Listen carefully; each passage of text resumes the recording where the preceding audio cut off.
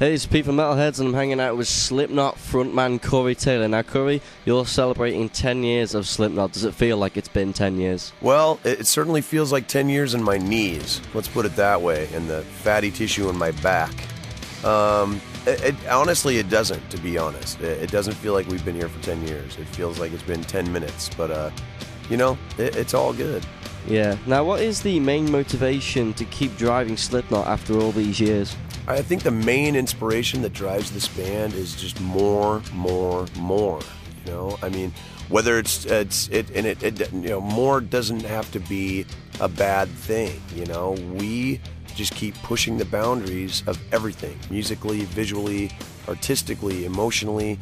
It's always been our goal to overdo it, because not enough bands do it to begin with. You know, so.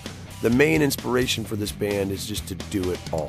So a lot of members of Slipknot have had many side projects over the year. Obviously, you know, you've had Stone Sour yourself, and you've done a bit of a solo project. How important do you think these side projects are to Slipknot's creativity? I believe that the other projects are actually very important to the creativity of the band. I believe that the other bands allow us to bring things in, and they give us the courage to try different things, you know, which is what this band's all about. And plus, I mean, just from, you know, a longevity standpoint, it gives our career a chance to breathe, and it makes people excited for us to come back. So to me, I think the other projects really enhance what we do, because, you know, it just shows you the potential that can be had when we all come back together as Slipknot. So in the early days of Slipknot then, a lot of critics accused you guys of using the masks and the costumes, nothing more, as a marketing ploy. What do you say to those people now?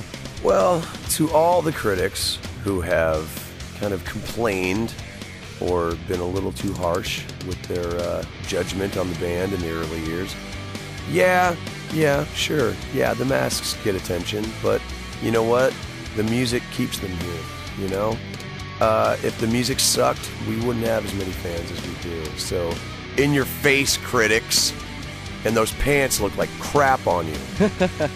So, Download Festival 2009, then, that must have been a pretty big deal for you to headline that festival. Do you think Slipknot could ever top that? As far as topping, you know, headlining Download, oh man, you know, I mean, that was such a dream come true that we'd have to play on Mars, man, honestly. I mean, we'd have to headline Mars with Devo or something. I mean, it would just, that would be the only thing that would make sense. Or just start over completely and just, you know, next album, all we do is play clubs, you know, 200-seater clubs, and work our way back up, you know, headline some tent at Download, you know, like the disco tent, the silent disco tent, by the way, which is very weird to me. I will never understand that. It's like watching zombies dance around with headphones. It's creepy. But that's the only thing that would make sense to me, is to start over. Where do you go though? I mean, besides Hyde Park or,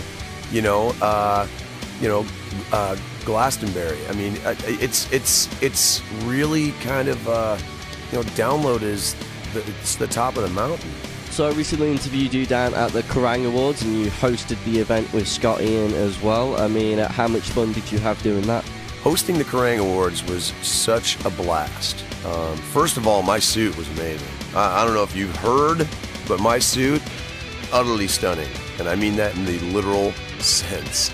Just getting to work with Scott, you know, it was just an absolute pleasure, you know.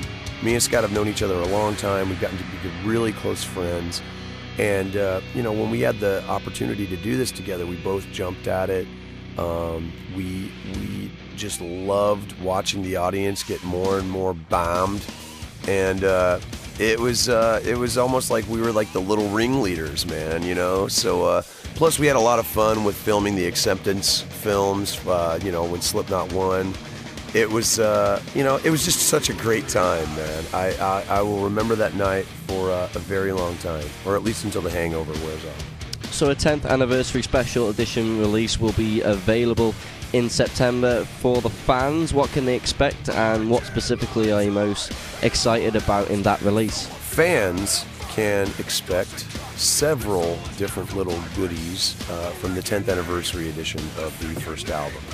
It's packed with a bunch of stuff, man. It's 2 discs full of music, a handful of tracks that have not been available before, a little DVD that Clown put together that is all footage from '99 and 2000.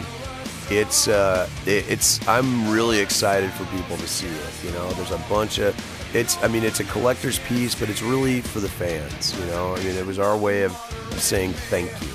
You know, we couldn't have been here for 10 years without them, and you know, it's not very often we get to show our appreciation like this. So hopefully they really dig it, because we loved putting it together. So it's been a great 10 years for Slipknot then. Do you think you can handle another 10? Oh, God. I don't know if Slipknot can handle 10 more years. I don't know if I can handle 10 more years. Unless I get prosthetic legs, I don't know if I'm going to be able to do this. I need robot legs to be able to do 10 more years with Slipknot. I need robot appendage. I need to be half cyborg. Let's put it that way. I need a laser eye and some kind of rocket launcher that opens up in the back of my neck, so my neck would fold back like a Pez dispenser and I'd shoot rockets. Maybe that's not about Slipknot. Maybe that's just about my own personal hopes and dreams to be half tank.